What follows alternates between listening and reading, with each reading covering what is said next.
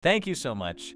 I'm looking forward to continuing our great relationship. Yes, yes, haha, well then, excuse me. It seems that the long conversation had finally come to an end, and the receiver was placed back down. The man happily flipping through the documents on his desk is Tom, the section manager. He was transferred here not too long ago. He clicks his heels and walks over to the whiteboard. Then he starts shading in the sales performance graph and looks pleased with his work. That makes it 15 deals. Not bad at all. Gosh, I'm such a competent manager. It's technically you guys' job to get these contracts, but I guess as an Ivy League graduate, I need to set the example. Nobody responds, but he, with arms crossed, nods to himself. This is a cliché development, and his next move was easy to guess. Hey Mike, I'm leaving the paperwork to you. Remember, these are my contracts, so make sure you don't slack off. He tosses the precious contracts onto my desk with a smirk and said to me, You should be grateful a high school grad like you working under me. I am Mike Harris, 29 years old. I was assigned to the sales section too shortly before Tom transferred from the Montana branch.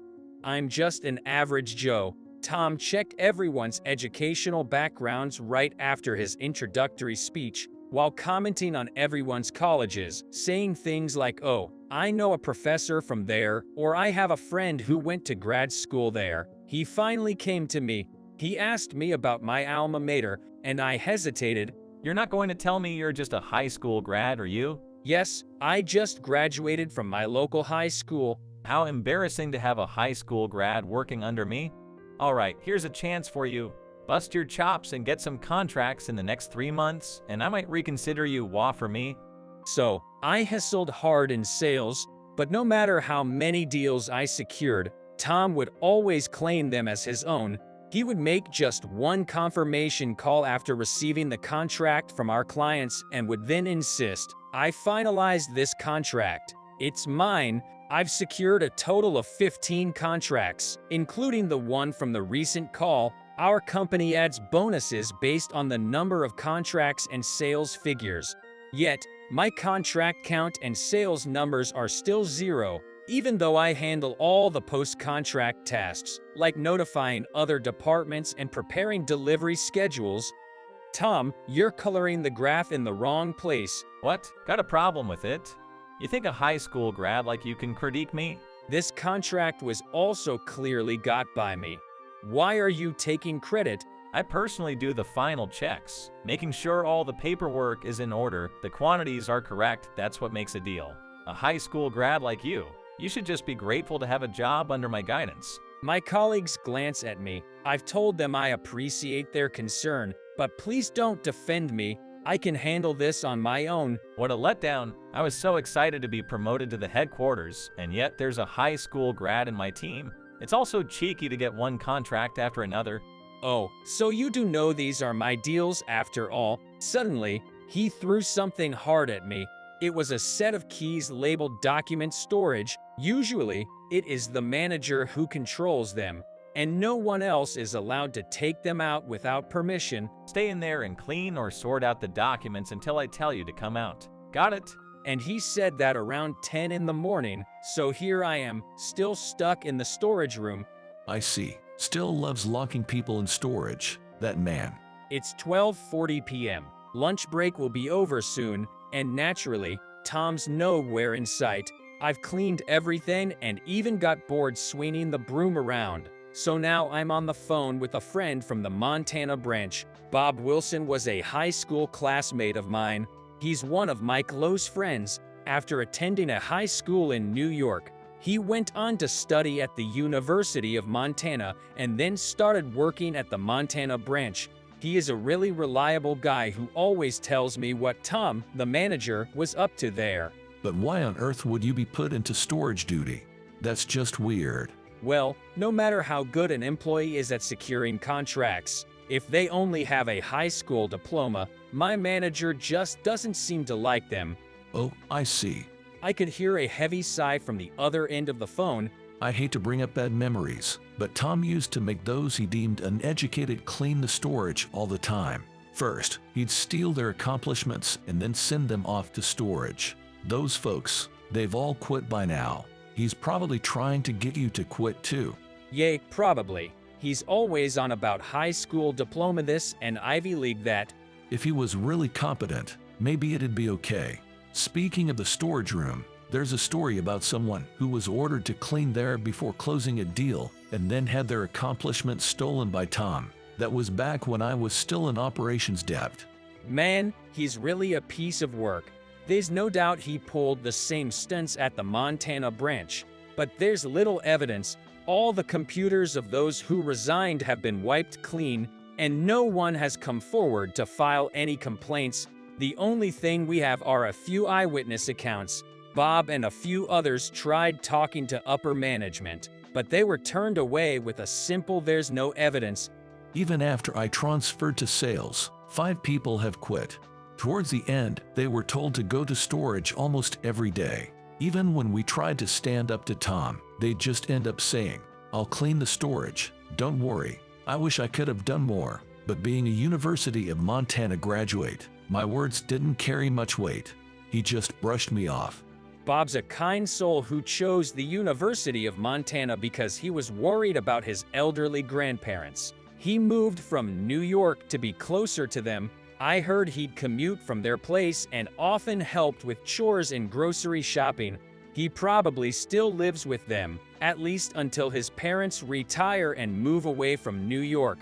That's just the kind of guy Bob is. It's not your fault, Bob. My lunch break's almost over. Thanks for chatting.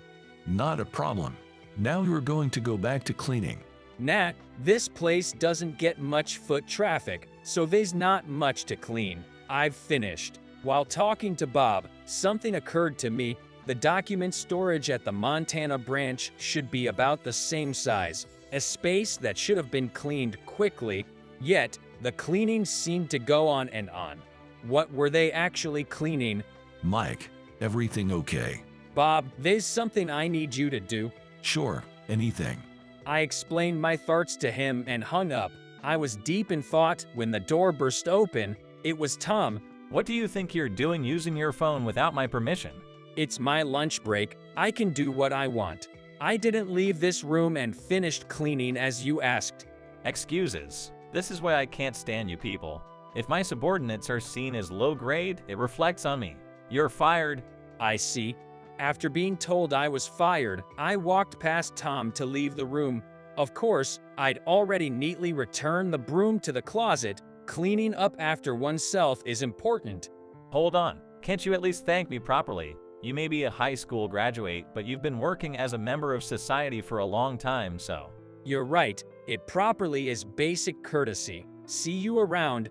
Hey, wait. I gave a greeting that was probably different from what he expected, and this time, I truly left the document storage room. The next morning, several phones in the office were ringing off the hook, and my colleagues scrambled to answer. Tom, humming to himself, looked genuinely shocked at the chaos, and one of my colleagues rushed up to him. Tom, we've got a situation. What's going on here? We've received multiple calls from clients wanting to break the contract, claiming things aren't as they were told. Break the contract? What on earth? Gimme that. Tom snatched the phone from a nearby female colleague and started speaking. His face turned pale as he listened. Maybe there's been some misunderstanding. Why would you want to terminate the contract just because Mike is no longer handling it? Everyone in the room was focused on Tom. I rose from the couch hidden behind the room divider and approached. Mike, what on earth have?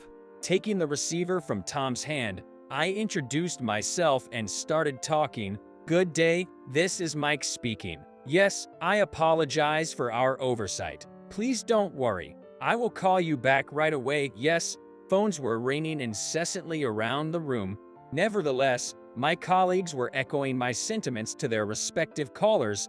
What did you do? I simply gave our clients a proper farewell, just as you taught, Tom. You meddling. Are you seriously trying to ruin all the contracts you brought in? No way you just cancel them without permission. Hey, what are you thinking? Because of you, my promotion could be delayed. I'm about to become a director, you know. Chickling, I replied to the fuming Tom. Become a director? I think that's a stretch. What? But the current director is on extended leave and is about to retire. That's why the CEO gave me a chance. If I could secure more than 10 contracts in 3 months, I'd have a shot at the promotion. Well, you were being tested for sure. Whether you could actually secure contracts with your own efforts, and whether rumors about your discriminatory remarks towards subordinates and your shady commission dealings were true. His face was no longer just pale. It was ashen, his clenched fists trembled, but he elicited no sympathy. Actually, the director's position isn't vacant. I'm the new sales director for the main office. That's impossible. Mike, the data from Bob has been printed. Thanks. A colleague, or rather, one of my subordinates, handed me the printed materials I had requested. It was something Bob had found and sent to me. Take a look at this. It was left behind in the Montana branch. What's this? All handwritten, and there's name of person in charge, file number. What is all this? It's a record left by those who resigned, or rather, were forced to resign because of you. There are entries like Tom threatened to tarnish my reputation at my next job if I complained about him, and he told me he'd erase the computer data and change the name of person in charge, so there'd be no evidence. And there's so much more here. The printed data spanned dozens of pages. The originals were several notebooks, so I had the images digitized and sent to me. These notes had detailed accounts of the contracts, file numbers, and actual person in charge. Some entries were made in different handwriting, suggesting that subsequent entrants added to the information. E-writers, it was clear that a collective of former employees wanted to hold Tom accountable. There were letters that trembled and some that had smeared. The emotions of those who wrote this came through so strongly it was almost painful to feel.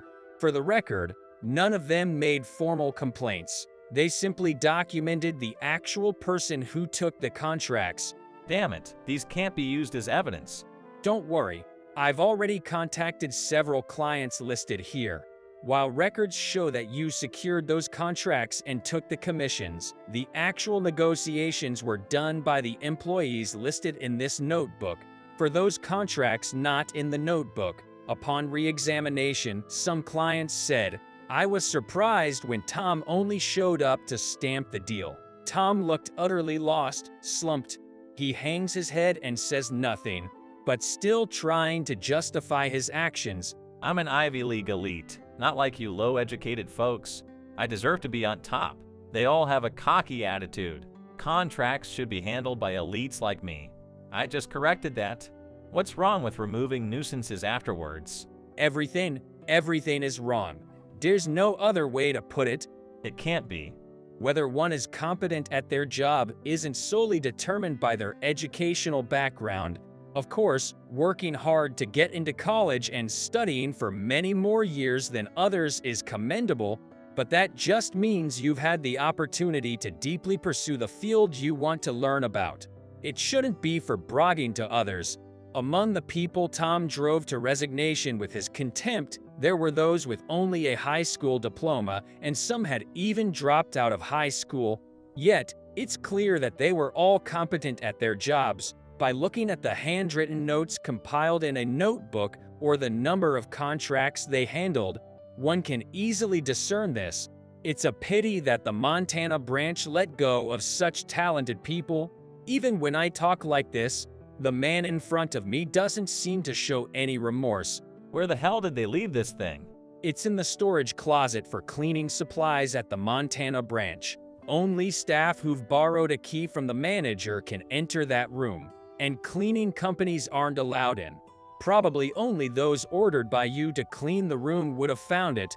Ed, this has to be a joke. I'm an Ivy League graduate. I'm an elite. You can't be the director. That's gotta be a lie. Tom glares at me, but his eyes are filled with tears. Is he still fixated on educational backgrounds even though he clearly lacks job competence? Oh, I forgot to mention, I graduated from high school and then went to MIT. So, my final degree is from MIT. MIT. Tom, collapsing on the spot, trembled and murmured in a faint voice, "I give up.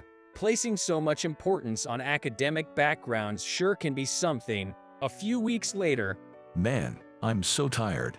No matter how much I do, It just doesn't end. Contrary to his words, Bob's cheerful voice tells me he's actually pretty happy. The folks at the Montana branch, including Bob, seem to still be dealing with the aftermath of Tom, the former manager. They're proceeding with investigations using that notebook as a reference and contacting former colleagues who had resigned. The directive to clarify everything and set things right came directly from the CEO. Currently, a few people from the headquarters are assisting with the investigation. Seems tough. Did Tom do shady stuff even before becoming a manager? Yes, he did. He would change the name on the achievements of his colleagues to his own. Because everyone around him was so competent and produced a lot, it was hard to notice. The commission isn't given at the time of contract establishment, but after the first delivery, right? Seems like he pretended to help with data processing and skimmed a little from many people. And to think he became a manager with that sort of behavior. Did you hear from the CEO? The branch manager here is Tom's uncle. Using a little result as a pretext, he promoted him out of nepotism. There are relatives in HR and finance, and they seem to have been pulling strings. I heard all of them are getting disciplinary action. At the sheer ridiculousness of it all, I'm at a loss for words. So the Tom's family was neck deep in corruption. Hey, Mike, thanks. What? Why so sudden? You believed me even without concrete evidence and got Tom called to the headquarters, right? He thought it was a promotion and was excited to find a wife in New York. I feel sorry for the real manager. No worries, the real manager enjoyed pretending to be a regular employee. Yes, the real manager was mingling with us as an ordinary staff member. Normally, once you become a manager, you hardly get any contracts, but he was glad he could go out and get contracts during this period. It was also fun for me. Yes, all the clients who approached us for contract cancellations are from companies we have good relations with. We apologized for the inconvenience later, expressed our gratitude, and recontracted at a discounted rate. It's good to hear that. Say hi to the CEO for me. It's funny how the same uncle and nephew position is so different from his place. Keep the fact that he's my uncle a secret. I know, see ya. Bob hung up without waiting for my response. I've told Bob, but I don't want anyone else knowing that the CEO is my uncle, but it's probably because he's my uncle that he approved this plan. As a result, he keeps pestering me about being his successor. I don't want that. I want to be an ordinary guy. Just knowing I'm from MIT makes some women change their attitude. I can't imagine what would happen if they knew I could become a CEO. I reluctantly became a director, but I'm firmly against becoming a CEO. Later on, the victims who left notes were paid not only the commission-based salary they were originally supposed to receive, but also an additional compensation. The source of the funds is compensation for damages to Tom. According to Bob, everyone seems satisfied and accepted the money. Additionally, there are plans to rehire those who wish to return. It's such a relief. As for Tom, I actually saw him the other day, working as a flagger at a nighttime construction site. He was being yelled at for trying to let a car through on the other side of the road, even though there was a car coming the wrong way down a one-lane road. Ivy League graduate or words like that probably wouldn't even work in that place. If one doesn't think for themselves, make decisions, and strive to learn, they can't succeed in any job, even in jobs that require an educational background. It's the same thing. That construction seems to be over now, and traffic is flowing smoothly today. The trees by the roadside don't even have buds yet. Once it warms up a bit, they'll surely bloom beautifully. Oh, I can't wait for spring to come. Charles, do you have a moment? The door to the development lab opened, and my boss peeked his head in. Yes, I was ready to talk right then and there, but led to the meeting room. What on earth could this be about? I wondered if I'd messed up something major. As I pondered, the boss gestured for me to sit and began to speak. You've got an arranged marriage proposal. For a moment, I couldn't grasp what he'd said, and time passed in silence. An arranged marriage, you mean? I finally got the words out, but I still couldn't understand the situation. I graduated from a decently known university, and I'm employed at a respectable company, but I'm far from the fast track to success, just an unremarkable researcher. The last thing I expected was an arranged marriage proposal. It's from the daughter of our client, President Sullivan. They really want this to happen. What do you think? Hearing the company name, I realized it was a leading corporation in our industry. I had seen Mr. Sullivan at a party held by the client, which I was reluctantly dragged to, but I had never spoken to or even met his daughter. Here's the thing. The boss tried to hand me an envelope he'd been holding, but I bowed deeply and said, "I'm sorry, but I must decline." I think it's a good opportunity. The boss looked at the envelope, his voice and expression full of regret as he tried to persuade me. But my resolve was firm. It's too good an opportunity for someone like me. I voiced this convenient phrase and bowed again, preparing to leave the meeting room. Well, at least give it some thought. The boss forced the envelope on me, and I was left with no choice but to take it. I had no intention of looking at the proposal letter or the photos. Because I am, to put it mildly, not good with women. I have a fear of them, in fact.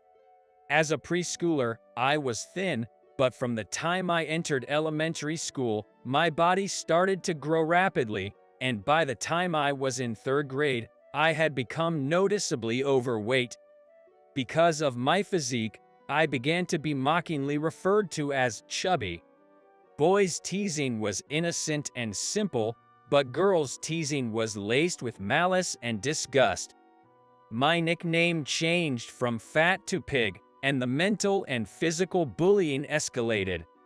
It was bad enough to deeply scar me and instill a lasting trauma towards women. Thanks to the company of my fellow low-ranking friends, I never refused to go to school, but my fear of women remained. So I went to an all-boys high school, studied in a mostly male science and engineering college, and chose a development research job where women were few.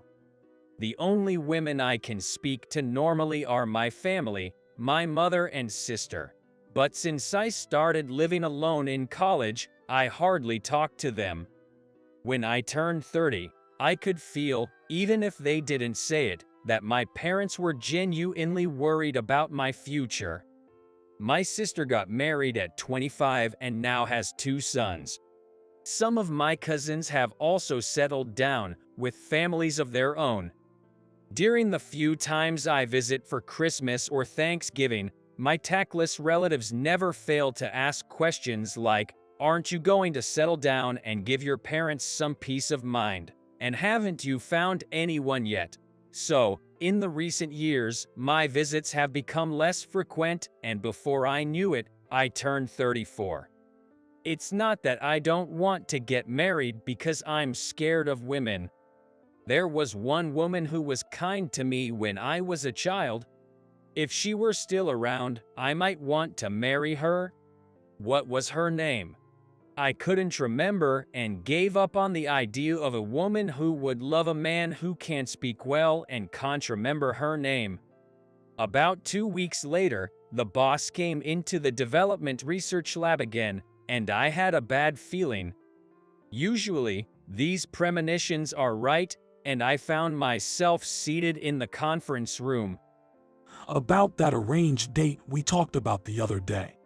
The boss began, his tone indicating that he had been handed an unpleasant task. I rejected it, didn't I? I reiterated just to make sure, and the boss groaned. The thing is, they insist on meeting you. I couldn't understand why. I couldn't imagine them understanding me. I don't have the looks or charm to attract anyone. They just want to have a conversation. After hearing the pleading tone in the boss's voice, I realized that this wasn't something I could turn down. If I kept pushing my own opinion, I would cause trouble for both the boss and our CEO. I couldn't rudely dismiss a request from the CEO of a major business partner. At least I knew that much. "All right, I'll do it." The moment he heard my response, the boss's face brightened. Good, good. The CEO's daughter is beautiful. You'll love her. Seeing the boss's relieved face, I felt a weight lift off my shoulders. But the real challenge was still to come. The date was set to take place in a private room of a traditional high-end restaurant. It was the kind of place I would never go to in my personal life or even for work. I hadn't told my family about the arranged date. I couldn't get their hopes up about a date I intended to refuse. The restaurant was located in a quiet residential area that you wouldn't expect in New York. There was a stone pathway from the gate to the entrance and even a well-maintained garden. I was greeted by an elegant hostess in formal attire when I opened the door. Filled with anxiety as if I had wandered into a different world, I was guided by the hostess down a hallway that smelled of fresh wood. I was so nervous that I felt like I was going to throw up at any moment.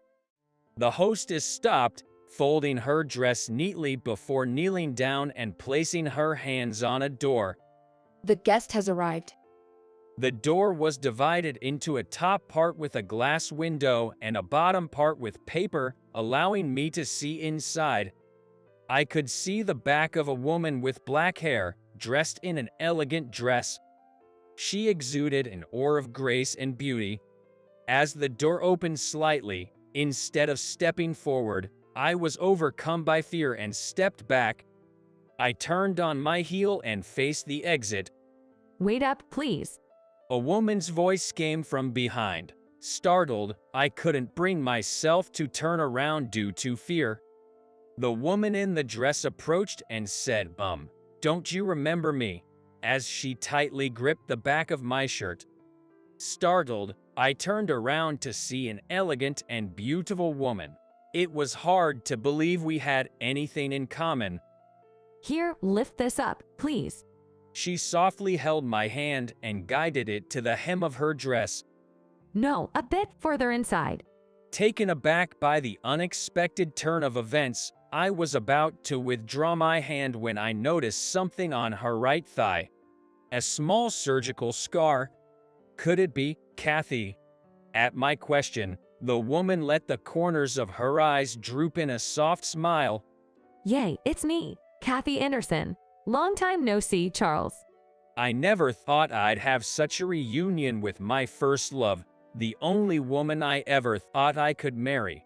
As kids, Kathy and I often played together because we lived close to each other. Back then, I was an energetic boy, a far cry from who I am now. On the other hand, Kathy was a calm and gentle girl who hardly spoke. She would just watch me with a kind smile as I went about my things. When we were in grade school, Kathy had surgery on her right thigh, resulting in that scar. Because of it, she was shunned by some cruel kids who couldn't accept her condition.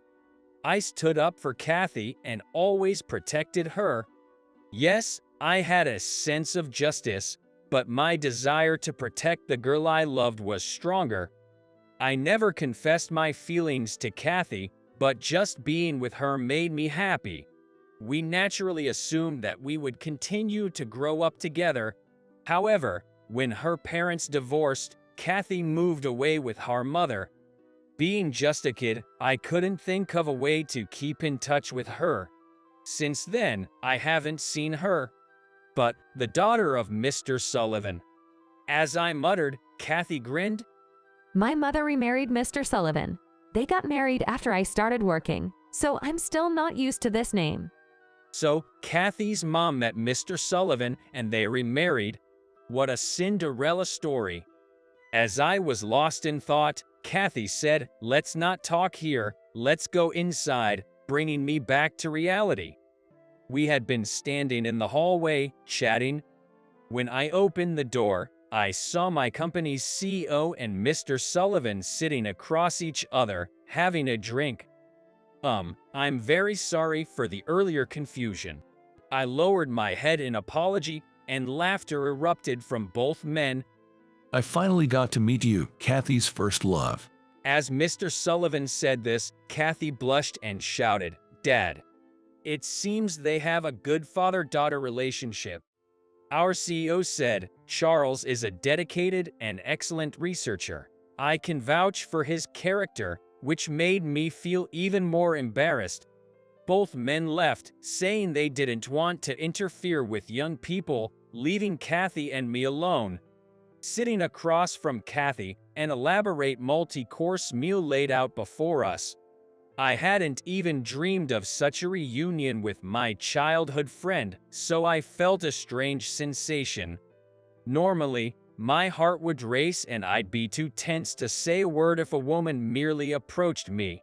But with Kathy, I felt calm. As we awkwardly exchanged toasts with our drinks, Kathy started to speak. You know, I was bullied at my new school too, and I struggled throughout my student years. Because of that, I developed a fear of men. I even attended all-girls schools from middle school to college. I felt an immediate surge of empathy for her, having shared similar experiences. It might sound rude to say, but her pain resonated with my past and struck a chord in me. My mom, she remarried and seemed to feel guilty for being happy on her own. She encouraged me to find a marriage partner, but I just couldn't feel that way. She continued, I had met Kathy's mother several times, so I could understand her feelings all too well. I couldn't blame her, but it hurt me to think about Kathy's feelings. Then I was shown pictures of a party hosted by my father's company and saw you, Charles, in one of them. That's when I thought, I could marry Charles. I want to marry Charles. I asked my father, quite boldly, to find out more about you. When I learned you were single, I decided to arrange a date. It was a nuisance, wasn't it? Kathy's voice trailed off, fading into a whisper, and she slumped, her shoulders shaking. No, that's not it at all. I was really happy to see you, Kathy. I hurriedly reassured her, but Kathy's expression remained troubled. But you turned down the blind date. I hoped that if you saw my photo from the dating agency, you'd agree to meet me. I was really shocked when you said no. I thought about giving up at one point, but I wanted to at least express my gratitude to you, Charles, who was my rock during the tough times when I was bullied. Learning about Kathy's feelings, I felt as if I'd been hit over the head with a blunt object. If I had stubbornly refused the blind date, I would have unknowingly hurt Kathy. I felt remorseful for almost doing such a terrible thing. I'm truly sorry. When I got the dating proposal, I had intended to reject it without even looking at the agency's information or your photo. I didn't know it was you, Kathy. Actually, I have a fear of women. At my confession, Kathy seemed frozen, only managing a startled, huh. For her, who only knew about my more outgoing side, this was a considerable shock. I may look thin now, but I was fat during elementary and middle school. I was bullied quite a lot by the girls. That's why I'm afraid of engaging with women. Until now, I've tried to avoid them as much as possible. Kathy muttered, I can't believe it. She was now aware of the pathetic person I was, the same guy who used to act like a hero in front of her. I felt embarrassed and wanted to run away. We've been sharing similar feelings, haven't we? When I looked up at Kathy's words, I was enveloped in her gentle gaze. My eyes heated up suddenly, and I felt a sting in my nose. Kathy, you're the only girl who accepted me. My voice choked, as if a hot stone had lodged itself in my throat. Normally, I would give up at this point, but I just couldn't. You're my first love. The moment I said that, the tears that had accumulated in Kathy's eyes overflowed. Despite the extravagant multi-course meal in front of us, our hearts were full, and all we could do was stare at each other. After that, we started dating. Both of us were inexperienced, and I'm sure we must have seemed clumsy to those around us. Still, we slowly bridged the distance between us. When I'm with Kathy, I don't feel the anxiety or fear I usually feel around other women. I can be myself. Neither of us are particularly talkative, but even the silent moments feel comfortable. Our parents, on both sides, were delighted with our relationship and warmly watched over us without rushing us to get married. 2 years passed since we started dating. This weekend, I decided to propose to Kathy and prepared an engagement ring. Even though I had resigned myself to the idea that neither marriage nor dating was possible for me, now I can envision a bright future with her. I'm a 30-year-old single office worker who never had a girlfriend. My only saving grace is my programming skills. Since childhood, I've been an introvert and have difficulty socializing, a trait that's followed me into adulthood. I find it hard to initiate conversations, so my circle of friends consists only of a few from my school days. Not only do I struggle with building new relationships, but I also get nervous and can't respond well when approached, so people at work have gradually stopped talking to me. Over time, I started being labeled as a loner. I'm never invited to lunch or drinking parties, which is lonely, but I also get tired when I am invited, so I guess it's not so bad. Especially, Miss Johnson, the beautiful receptionist, was blatantly looking down on me. Whenever I passed the reception desk, she would always glare at me and I could hear her whispering bad things about me to her colleagues. Even when I thought back, there was no interaction with her to begin with, so I had no clue why she behaved like this. Then one day, a junior colleague from my department was getting married and I had almost no choice but to attend the wedding. I didn't really talk to him much and was wondering why I needed to attend, but I didn't want to offend him, so I reluctantly agreed to go. I wondered if they would really be happy to have someone like me there. With a heavy heart, I left my house.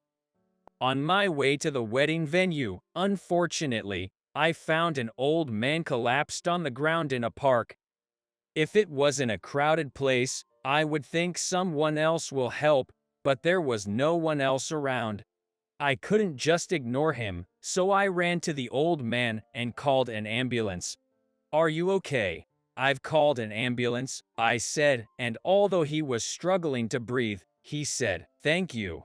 And that put me at ease. The ambulance arrived and after explaining the situation to the paramedics, I was about to leave, but I was worried about the old man who was alone, so I decided to accompany him to the hospital. When the examination was over at the hospital, I was relieved to find out that the old man's life was not in danger, but of course, I was definitely going to be late for the wedding. When I finally arrived at the wedding, unfortunately, it was a quiet moment, and I received cold looks from my colleagues. Even when we moved to the reception venue, I was feeling awkward the whole time since I had no one to talk to. I had anticipated this, but I couldn't help feeling upset thinking why I had to go through all this even after giving the wedding gift money. As the empty beer bottles began to pile up, some of my colleagues who were red in the face started to put me down on purpose. Especially when the topic of girlfriends or families came up, they'd say things like some guys treat their computers like girlfriends, or maybe he has a virtual girlfriend inside his computer, or man, that's weird, all while glancing my way. Of course, not everyone was saying things like this, but since no one was defending me, it felt like everyone was against me. That day, I went home feeling sad, thinking that I shouldn't have attended the wedding. Several days passed since the wedding incident. After the usual crowded train ride, I walked to the office, dragging my feet through the automatic doors. Normally, I would wait for the elevator while being scared of Miss Johnson, who usually glared at me from the reception, but today was different. For some reason, Miss Johnson hurriedly got up from her seat and ran towards me. I braced myself, thinking she might have a major complaint, but to my surprise, Miss Johnson said, "I'm sorry for the way I've acted. I unfairly disliked you and acted rudely towards you." Miss Johnson, who I had always found intimidating and unapproachable, was speaking to me with a completely different demeanor. Unable to understand the situation, I was dumbfounded. I had never had a chance to look at her face up close before, but seeing Miss Johnson up close, I realized why she was considered out of our league by the male staff, because she was really beautiful. However, I noticed that I was being stared at by people coming into the office because I was facing Miss Johnson, so I tried to leave immediately. But Miss Johnson, who seemed not to care about the stares, invited me to the space next to the reception and began to explain the situation. Apparently, Miss Johnson had once been a victim of an online stalker. Because of that, she had a dislike for me, who was a member of the system development department and somewhat resembled that perpetrator. Even though she knew I was a different person, she couldn't help but feel scared. Also, I had completely forgotten until now, but when I first joined the company, I inadvertently stared at Miss Johnson, who was exceptionally beautiful and stood out. There was no ulterior motive, but I couldn't help but follow beautiful women with my eyes. I hadn't realized that such an innocent act on my part could make someone else feel so uncomfortable. As I was reflecting and apologizing to Miss Johnson, something happened. The company president was walking up behind Miss Johnson, and, for some reason, he was with the old man I had helped the other day. What's more, Miss Johnson, who was standing next to me, stopped the old man and said, "This is Mr. Harper." Stunned and confused, the old man turned to me and said, "I'm grateful for your help the other day. I'm feeling much better, thanks to you. Thank you very much." He bowed his head and then headed to the president's office. Just like with the incident with Miss Johnson earlier, I was left dumbfounded. Then, Miss Johnson told me, "He's my grandfather." It turned out that the old man I had helped was the president of an important client company for us, and Miss Johnson was his granddaughter. According to Miss Johnson, after asking for my contact information in the hospital, the old man learned that I was an employee of the company his granddaughter worked for and seemed to have inquired about me. She initially described me as someone I haven't spoken to much, but he is aloof, interested only in himself and computers, and probably a creepy stalker type. At that, the old man frowned and started telling the story of how I had helped him. He then scolded her for holding biased prejudices, saying, "You shouldn't judge people by their appearance alone. After all, he helped me and even accompanied me to the hospital."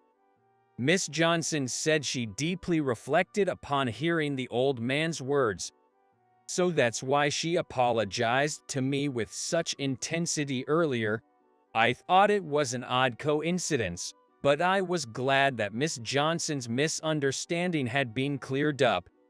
A week later, I came to work as usual, sat at my desk with a cup of coffee, opened the attendance screen, and pressed the button. I always check the company-wide notifications, and as I was going through today's notices as usual, I thought I saw my own name. I felt strange and read it again. For some reason, my name was listed as a member of a new project. I knew they had been recruiting project members internally before, but I hadn't applied, and I had heard the competition was fierce, so it should have had nothing to do with me. I sat at my desk, not understanding if it was some kind of mistake. Then the people around me started whispering and glancing at me.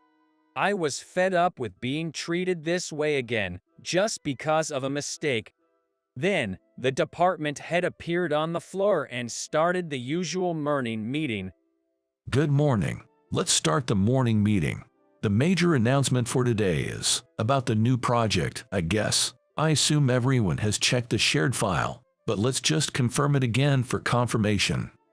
The morning meetings with the department head were always excruciating. I expected that I would be laughed at when they announced there had been a mistake in the list of members. I didn't want to face anyone, so I just kept looking down.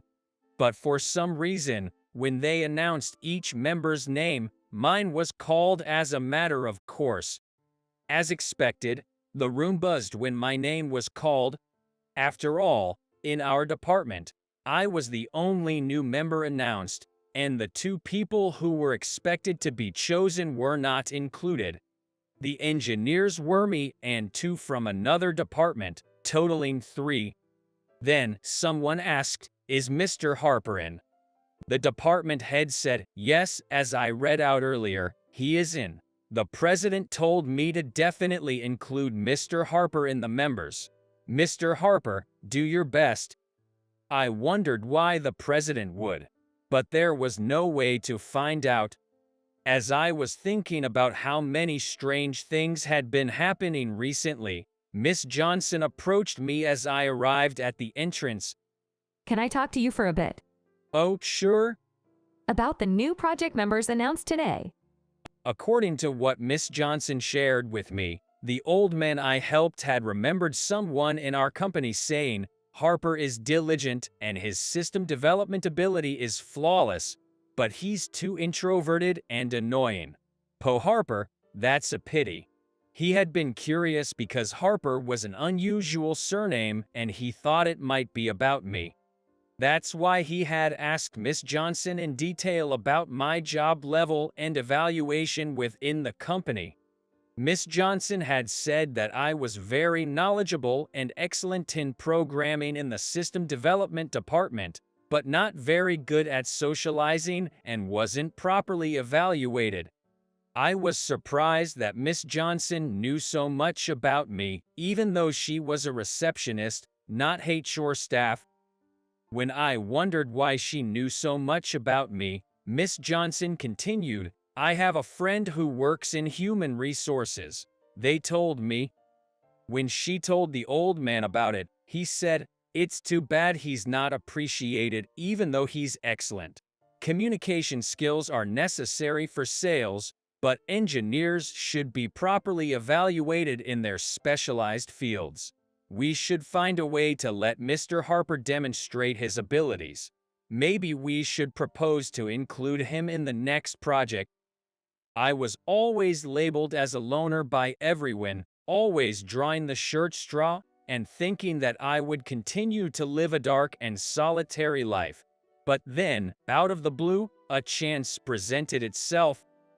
Feeling a surge of determination not to waste her grandfather's goodwill, I am fully committed to ensuring the success of the project. In the past, I would have been worried about not making a mistake or causing any trouble. However, now I feel a stronger motivation that I can't let down the trust and expectations placed in me by her grandfather. And it wasn't just being chosen for the new project team. It seems that Miss Johnson spread the word about my helping her grandfather, and soon my story was making rounds in the company. Before, I wouldn't even get invited to social gatherings, but now I'm increasingly being asked, "How about joining us for a drink, Mr. Harper?" I was socially awkward, but the simple fact that I was being invited made me happy, and I started showing up at these social gatherings from time to time. Before joining the new project, I was deeply concerned about my lack of social skills, but once I started, the job was so rewarding that I didn't worry about such things, and I became happier and more fulfilled each day. I feel like I am meeting the expectations of everyone, including the CEO, by showcasing my excellent programming skills, which I was always good at. And there is not a single person among these members who would mock me or try to ostracize me. Everyone is passionately focused on their jobs, all for the success of the project.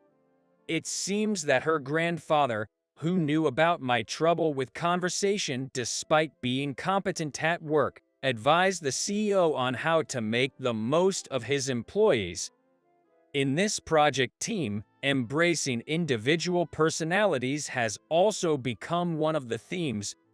Thanks to the project, I am now recognized as one of the top engineers in the company, and no one looks down on me anymore. Moreover, I can even have friendly conversations with Miss Johnson now. My entire life has changed in an unbelievable way because I helped an old man.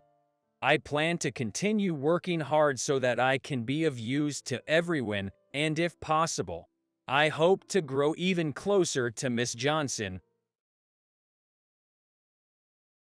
Are you really sure you'll be okay going alone, Sarah? I told you, it's fine. Can you handle the job interview on your own? I know the place. But Today was the long-awaited interview at Sarah's dream company. Even though I was eager to get to the interview venue, my mother, who had come to see me off at the entrance, kept asking out of worry. I was getting impatient with her repeated questions. I told you, I'm fine. I've been to that place many times before. After hearing this firm response, my mom finally stopped pressing me. yes, I remember. We used to go there together a lot. You'll be fine on your own now. Yeah, I've always admired that place and decided that I would definitely work there. Watching Sarah, her mother nodded with tears in her eyes. I'm proud of how I raised you. You've got this. Just show them what you've got. Looking down at her suit, Sarah remembered its significance.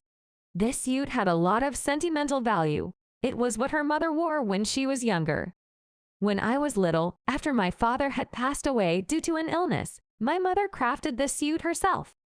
Facing the need to support the family in the absence of my father, my mother, with little money, started job hunting. Without enough money for job hunting, she sparingly bought the materials and made this suit herself. Her mother, wearing that suit, worked hard for my sake. I love her for that. Wanting to be like her and hoping to repay her kindness, I had asked to borrow that very suit. Thanks for letting me borrow it. I feel empowered wearing it. You're being dramatic. I'm serious. I'm not exaggerating. While I chuckled at the comment, Mom, with a stern look, grabbed me by the shoulders. Listen, if anyone bullies you, you tell your mom, okay? I'll take care of them for you. Sarah smiled wryly at her overprotectiveness. Come on, it's time to let go, Mom. My mom was always so worrisome. During my middle school and high school days, she would express such concerns time and time again. Look, I have to go now. Don't you have a business trip today, Mom? Once I leave, you should head out too, okay? Hearing this, Mom, seemingly having forgotten, hurriedly checked her wristwatch. Oh no, look at the time. I'm not prepared at all. What do I do? There's no time to panic. Get ready quickly. Right, you should get going too, Sarah. Take care. Saying this in a rush, Mom ran around the house in a flurry. While Mom was a successful career woman, she also had these whimsical moments which were a bit of a headache. Watching her antics, I sighed and finally left the house saying, I'm off now. Upon arriving at the company, I waited in front of the interview room. Next, please, came a voice from behind the door. I checked my suit one last time, took a deep breath, and said, excuse me, as I slowly opened the door. Inside, 2 interviewers awaited. One was an older gentleman. The other is a young woman. The woman was breathtakingly beautiful. She had striking features and glossy hair that went down to her waist. Even her suit seemed to shine. Although I didn't vocalize it, I thought, wow, she's so gorgeous. While lost in this spot, a cold voice from the young woman said, "Could you hurry up and come in?" Oh, yes. I reflexively answered and walked up to the chair placed in front of the interviewer. Did I mishear something? I feel like I just heard a cold voice from this beautiful interviewer. No, it must have been my imagination. Right, this is an interview. I can't imagine an interviewer of all people using such harsh words. As I was reassuring myself, the beautiful interviewer opened her mouth. Name. Excuse me. I said, give me your name. It wasn't just my imagination. That cold voice earlier was indeed from this beautiful interviewer. Overwhelmed by the interviewer's icy tone, I hurriedly responded. I'm Sarah Smith. Thank you for taking the time to see me today. I look forward to the interview. After my lively introduction, the male interviewer offered a kind "please have a seat" with a gentle gesture. Thank goodness, this male interviewer seems much kinder than the beautiful one. I courteously said, "Thank you," before taking my seat. Then, the male interviewer started speaking with a smile. My name is Mr. Williams, and I'll be in charge of this interview. Mr. Williams glanced awkwardly at the beautiful interviewer as he introduced himself. Noticing his gaze, the beautiful interviewer slightly furrowed her brow. My name's Mrs. Johnson. So, the beautiful interviewer's name was Mrs. Johnson. Feeling tense, I greeted, "It's a pleasure to meet you." Noticing my nervousness, Mrs. Johnson looked at me with a snort of amusement. She then scrutinized me. Do you even know what kind of company you're applying for? Caught off guard by the unexpected question, I quickly adapted. Yes, I understand that your company is one of the leading fashion corporations in the U.S. It wouldn't be an exaggeration to say that many of the fashion trends in the U.S. originate from your company. Hearing this, Mrs. Johnson smirked, commenting, exactly. Although her eyes didn't share the humor. Could it be? I wondered. Am I undergoing a stress interview? But when I looked at Mr. Williams, he seemed distressed but didn't seem to have the courage to confront Mrs. Johnson. Perhaps that was why. Mrs. Johnson wore a mocking smile, appearing to be in complete control of this interview. You really came dressed like that, knowing how big our company is. What do you mean by dressed like that? That suit, what's up with it? She pointed at my attire. I quickly looked down. Was something out of place? But everything seemed fine. Is there something wrong with it? She burst out laughing. Ha ha ha. Seriously, you don't see it? Okay, let me help you. First off, those buttons. What's up with that design? They have an original logo on them. How outdated. And that white bow tie, you think that's cute? It came with this suit. No matter what I said, Mrs. Johnson just laughed mockingly. Feeling defeated, I looked down. Seeing my distress, Mr. Williams, who seemed to be feeling sympathetic, gave Mrs. Johnson a concerned look. Maybe you should stop, he said with a shaky voice. Mrs. Johnson shot him a fierce glare. You know, with a position lower than mine, you shouldn't be speaking out of turn. What? Isn't Mr. Williams in a higher position? I was shocked when he said that, and then Mrs. Johnson turned her gaze back to me. She smirked. Well, if you're wondering what I'm getting at. She paused for dramatic effect, then gave me a condescending look. You're dressed like an old-fashioned grandma. After stating that bluntly, Mrs. Johnson laughed heartily. I guess it suits an ugly woman like you. Dressed like an old-fashioned grandma. Hearing those words, I thought to myself, this is just too much. It wasn't because I thought I had failed this interview. I lifted my face and took a deep breath. Then I asked Johnson something. Would you mind taking back what you said? Take back? Why, it's true, isn't it? Watching Mrs. Johnson laughing, I let out a disappointed sigh. Seeing this, Mr. Williams also seemed distressed. I see. That's too bad. Since Mr. Williams was aware, I thought you'd know too, Mrs. Johnson. At my words, One of Mrs. Johnson's eyebrows twitched. This suit. Taking a deep breath and collecting myself, I responded. What about it? It was tailored by your company's CEO, you know. Hearing this, Mrs. Johnson looked utterly surprised. What? She seemed frozen for a moment. Then her face contorted. What are you talking about? She was clearly flustered. Just as I was wondering what to do next, I heard a door open loudly behind me. Turning around, I saw my mother. Mom, why are you here? Weren't you on a business trip? I thought I wouldn't make it, so I canceled. I was worried about you, Sarah, so I came to the office and was eavesdropping from the next meeting room. With a big smile, my mother answered, making me let out a sigh of disbelief. That's not okay. Wasn't it a meeting? And I told you not to follow me.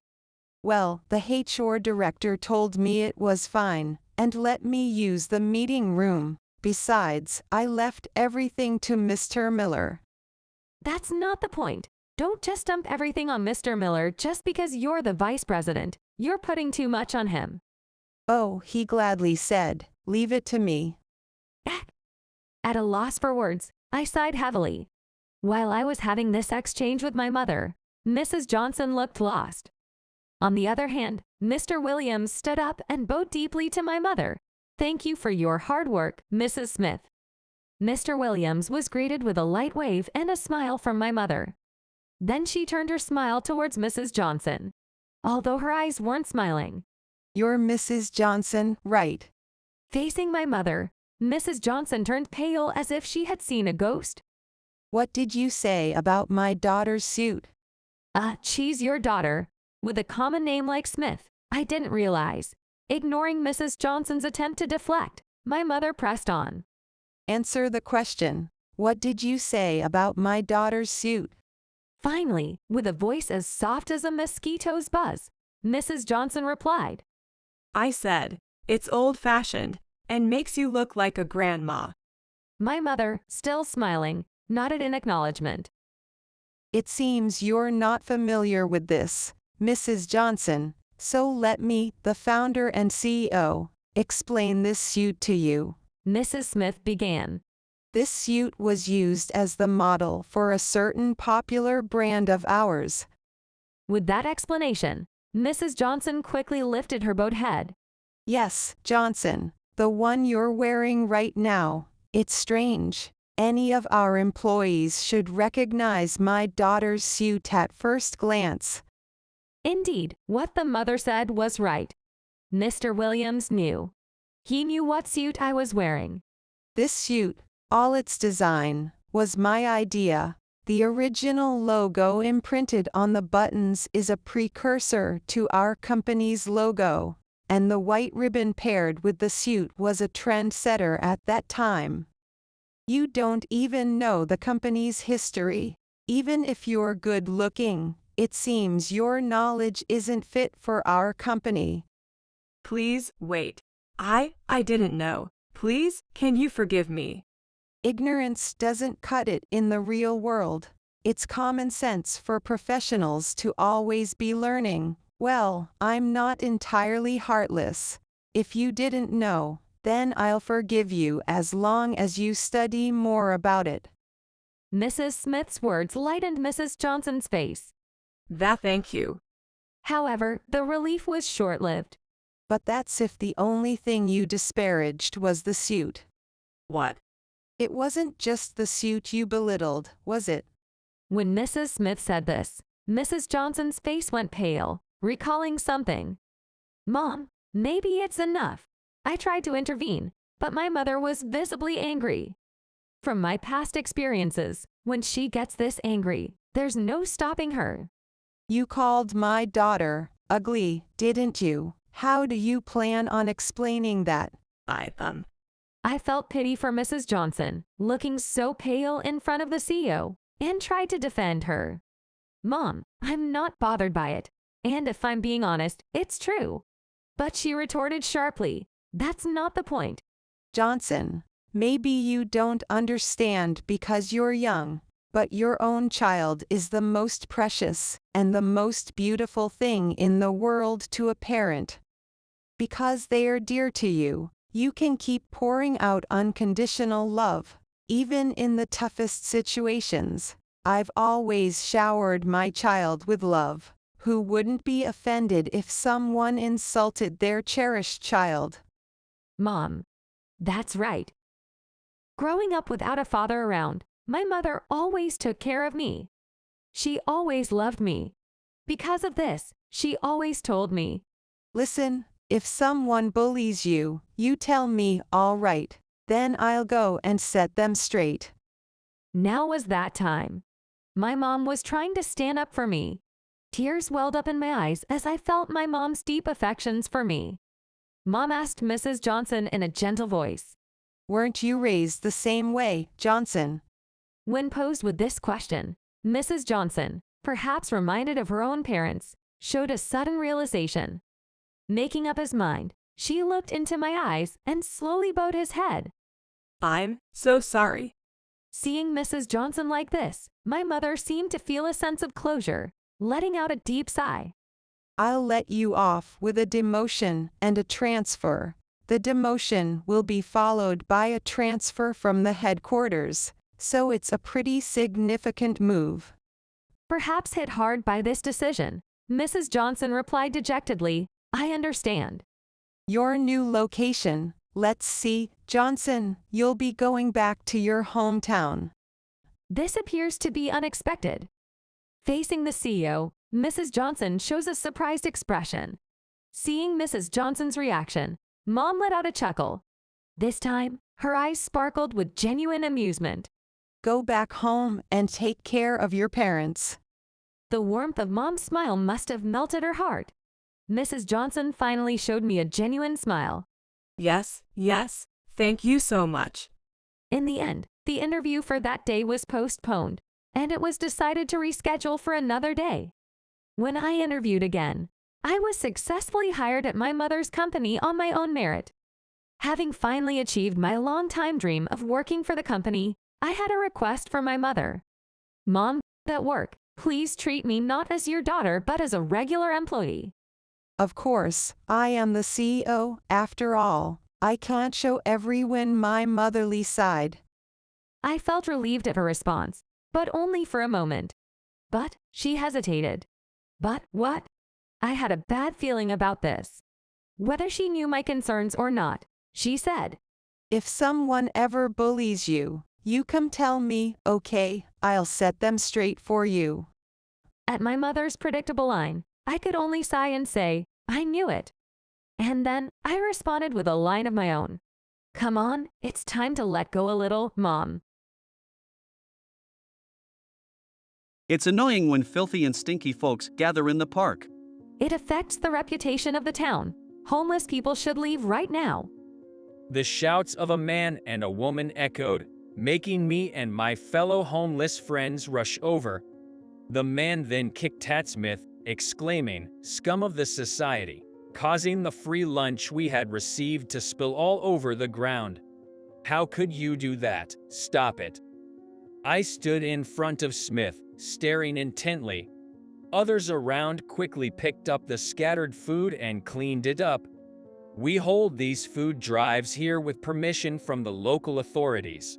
We plan a schedule and make sure that we take our trash with us so that it will not bother any locals. You have no right to complain. The man spat on the ground. The very existence of these people is bothersome. Eating for free without working and just setting up beds wherever they please. I clenched my fist tightly. Without understanding anything about these people, you never know when you might lose your job, your home, your hope, and end up homeless. While lost in thought, the woman who had been hurling insults with the man stared at me in surprise. Wait, John. At her words, I finally looked at her properly, and I was taken aback. Catherine. It was my ex-girlfriend. I was what you'd call a high achiever. I went to prestigious schools, graduated from a top university, and landed a job at a listed apparel company. As I built my career, I felt the urge to challenge myself, so I started my own business.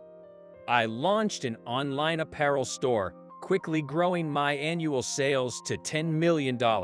I was over the moon. That's when I met Catherine. We met at a party where CEOs and investors gathered.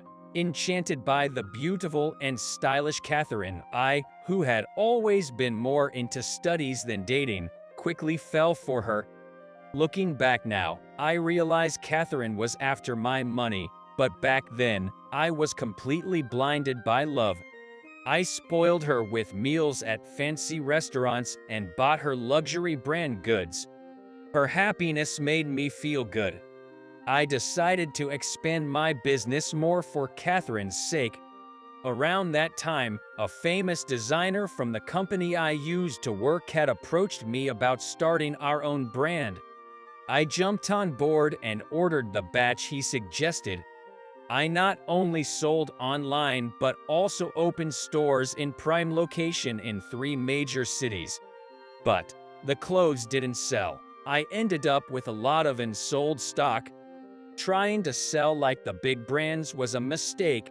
With huge debts, my company went bankrupt. All the stores closed. Catherine dumped me soon after. You know him? The man asked Catherine. Her face twisted in disgust as she looked at me with contempt. An ex-boyfriend. He used to be well off, buying me expensive bags, jewelry, and taking me to fancy dinners. But then his company went bankrupt, and he was in debt. Of course, I dumped him as soon as I found out. It was a right decision. Hearing this, the man smirked, saying, "For real," with a nasty grin. I was wondering what happened to you after the company went bankrupt. But you really hit rock bottom, didn't you? Catherine said, and the man burst into exaggerated laughter. They don't stop getting on my nerves. Catherine began to boast with a smug look on her face. Getting a meal at a soup kitchen. What a pathetic life. My husband earns $100,000 a year. Of course, I'm a full-time housewife. I occasionally have lunch at fancy restaurants with my friends and travel abroad during my husband's vacation. A man snorted dismissively. You, a bottom-feeding homeless, could never protect Catherine. Just eat your crummy food and envy us, the elite. I let out a long, deep sigh. I'm disgusted with myself.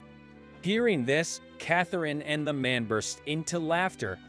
Knowing nothing about business, getting all excited over a little profit, and only thinking about taking money. I was deceived by such a pathetic woman. Catherine exclaimed with a shrill, "What did you say?" Shut up, you loser who can't even earn $100,000 a year.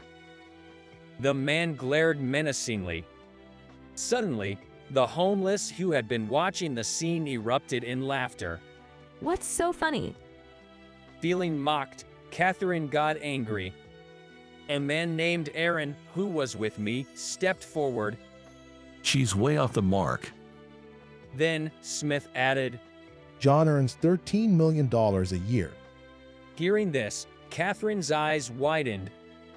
Wait, you're not talking about revenue but a salary of $13 million. That's a lie, right?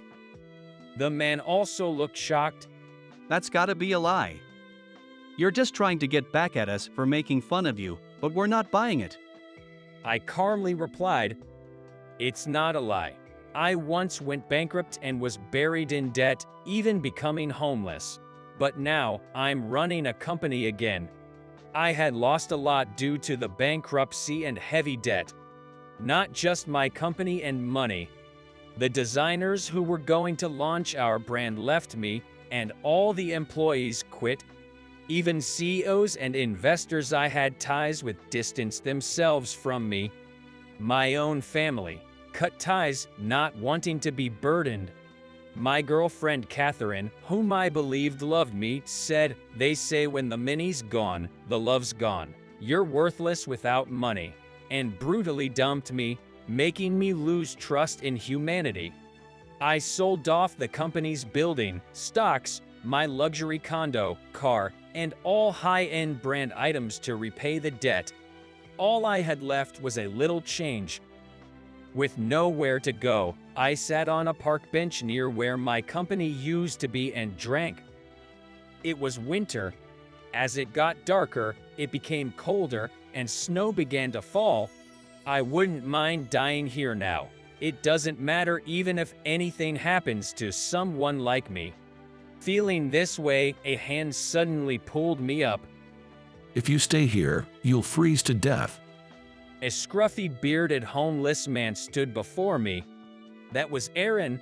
When I told him I had no home to return to, Aaron took me to his makeshift shelter made of blue tarps. Just for tonight. He handed me a sleeping bag. Despite his gruff demeanor, I felt warmth, and tears welled up. That's when my life as a homeless began. Introduced by Aaron, I met other homeless people and learned about their territories, ensuring I stayed in places where I wouldn't cause it trouble. Without a cell phone, information was shared through word of mouth. I'd go to places that has soup kitchens to get my meal for the day. I was taught where to sell collected cardboard and recyclables. Being young and strong, I began doing daily wage labor and earned more cash than others. With that money, I'd buy extra bread and meals to share with everyone. When I thought I had nothing left, I found joy in doing something for others. One day, Aaron said to me, "John, quit being homeless." I was taken aback by his sudden words, but Aaron continued, "Your eyes still shine. Being homeless is for those like me who see no hope in the future. You hadn't given up on life yet. Get out of this lifestyle." When I first became homeless, I was in despair, thinking that as long as I lived through the day, that was good enough. But gradually, I felt a growing belief that I could still do something, that I could still make a difference in the future. I quickly sought help from a self-reliance support center. I got a place in a public housing unit, securing an address. After that, I found a job. It's a factory line worker position, but it's a big step. Working tirelessly, holding multiple jobs, and saving up, I started a business again. Just like last time, it's in apparel, but this time it's only online sales. For teens, 20s, 30s, I set up separate sites for each age group, researching and stocking the clothes and accessories they want the most and selling them. The big difference from before is that I now limit the quantities. This way, I don't end up with huge stockpiles and I can restock popular items. Sales steadily increased, and with it, my income. But I didn't want to live a lavish lifestyle like before. I kept my distance from those who were after my money or status. Being homeless, you sometimes get looked down upon or get insulted. But on the other hand, there are people who give me food or speak kind words to me. Interacting with such people, I somehow got a sense of what intentions they had in approaching me. That's why I vowed to cherish those who were kind to me when I was down. Never forget the kindness I received. And so, I provide food every week at this place. Today too, after distributing food to everyone, I was chatting and eating with my homeless friends, including Aaron. This is the apparel sales site I run. When I showed the site on my smartphone, Catherine was surprised. Oh, I know this. They post trendy clothes quickly and at affordable prices, and you can return or exchange for free. The man turned pale and muttered, Wait, so the $13 million annual income is real? Catherine's attitude changed instantly. Come on, lend me some money out of the kindness from when we dated. Lucas recently said I spend too much and doesn't give me money. She flirted with me, trying to get close, and I felt a chill. She was just bragging about her husband's annual income of $100,000. But when she found out about John's $13 million annual income, her attitude changed completely. Women are scary, aren't they? The homeless around laughed, and Catherine's face turned bright red. Fine. My husband will earn so much that you guys can't laugh at him. Catherine, embarrassed, quickly left with her husband. Later, I married Emily, who had been supporting me as a clerk since I started the company. Emily, being in charge of accounting, is strict with household finances and hates wasteful spending. At her suggestion, we now collect unused clothes during our weekly food distribution and distribute them to the homeless and low-income families. In my apparel business, I was troubled by the large amount of clothes thrown away due to fashion trends and was considering how to make effective use of them. A few years later, I was at the soup kitchen, providing food with Emily and our 2-year-old son, Oliver. Everyone here feels like family to me, and it's reassuring to see them well every week. But Aaron was not here.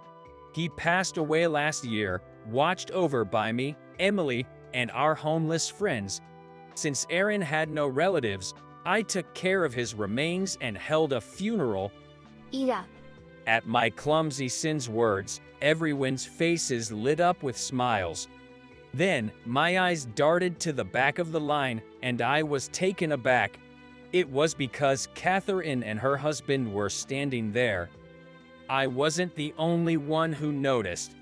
Hey there, weren't you the one mocking the homeless for eating free food without working? You said those dirty, stinky folks should get lost, didn't you? As the heckling continued, Catherine and her husband looked down, visibly shaken. When it was their turn, I greeted them with a smile and offered them food.